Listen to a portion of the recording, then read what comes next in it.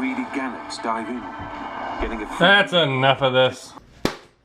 If you're like me, you probably spend hours watching the Nature Channel, Discovery Channel, just exploring videos or episodes, or I got all kinds on Netflix that I'm always watching, and I can always sit down and watch one just because it's something I'm curious about and interested in, and just kind of want to know what's going on. But all the time we miss out on little discoveries and explorations basically in our own backyard. I'm going to go to a creek today that I've driven past hundreds, probably thousands of times, and I've looked over and be like, huh, I wonder what's over there. Well, today I'm going to go find out what's in that little spot. All right, well, I'm kind of sitting on the side of the road on these little culverts here. Got a bucket I brought with me so I can sit on it. I got a size, I think it's an 8 or 6 hook. I'm going to use this little trout magnet bobber, and I got some worms because little worms going to be best to be able to catch whatever's in there. I'm just going to catch whatever's in there. You call it micro fishing or whatever fishing. I'm just going to be, I'm just curious what's actually in this little pool of water. And I actually see a few fish swimming around. The water's clearer than I thought, and I see some come up. So I'm excited to get this in here and see what I find.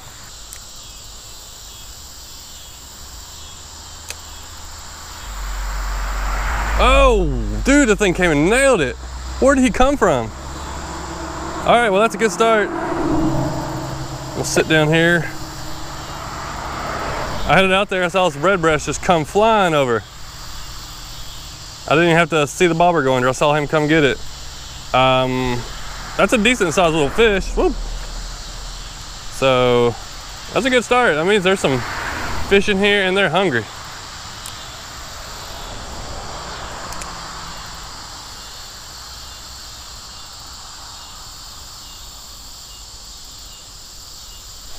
Oh, something hit it. Oh, I saw some other ones in there. Hold on, we're about to get on some.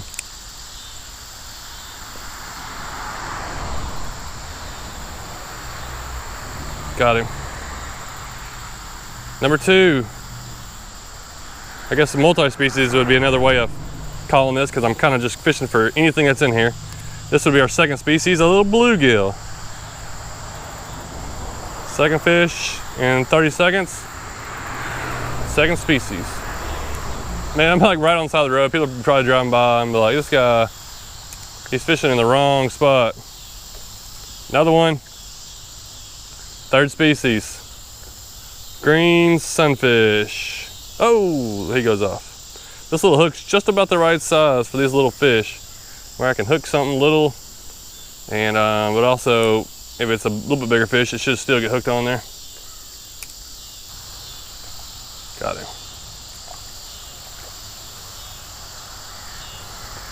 Another, number 4 already. Bluegill. Little healthy looking little bluegill. I'm gonna take the bobber off because I don't have much weight on there and it's sinking slow.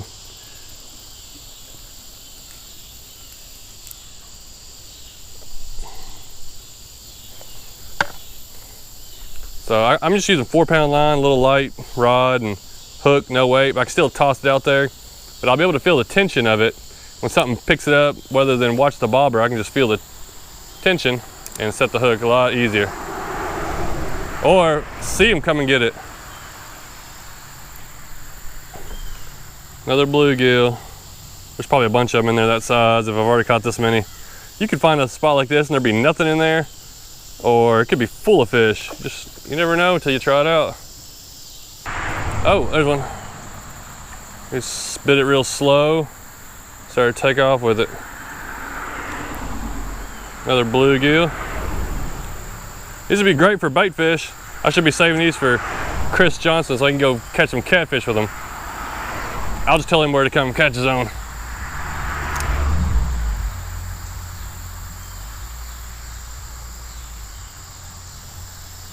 Oh, there's one. Man, they must be really stacked up in there. They're every cast I've caught one. Green sunfish.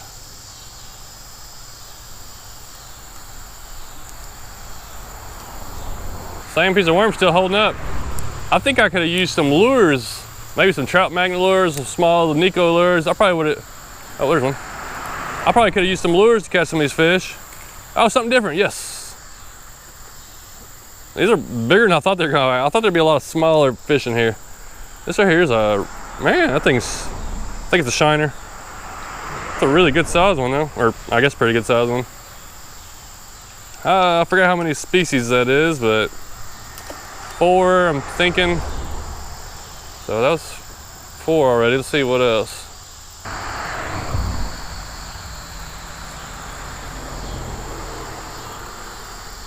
There's a lot of bluegill in this little spot.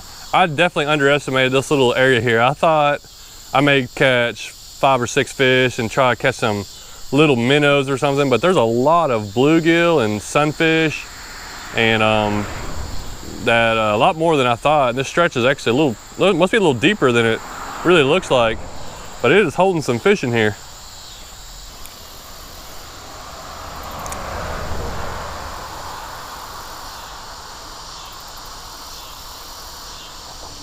Boom.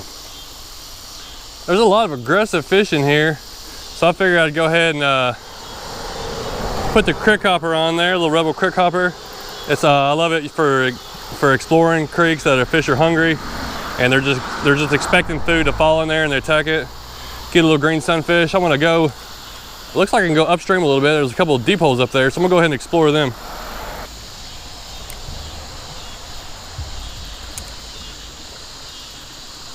Oh yeah, there's one. Yep.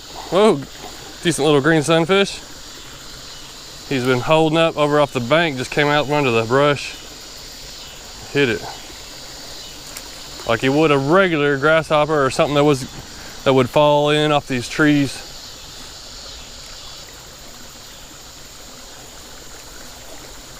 That guy couldn't turn it down. Another little green sunfish, a little bit smaller.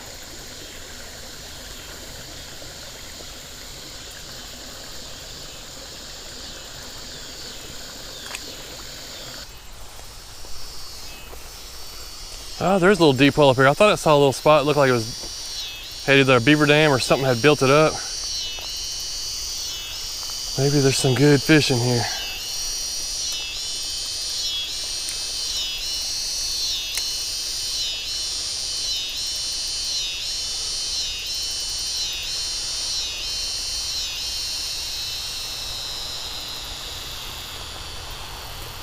Oh, I see a bass, a little bass, but I haven't got one today yet.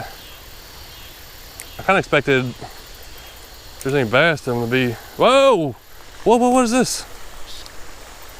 Dude. Oh man, that's a nice redbreast. Look at that little redbreast, that little creek. It's just above this little, like, I don't know if it's a beaver dam or what.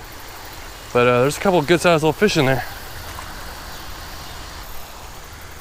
All right, so I've seen a few fish in here. I caught that one redbreast and I kind of came up here and I think I spooked them. So I took the crick hopper off. I'm gonna go with the Ned rig. I know it looks like a giant lure for this little creek, but sometimes the fish in here, if they're kind of content, they want to bite something bigger. So I'm gonna try this out, and if it don't work, I'll try something else. All right, this shrimp ought to get their attention.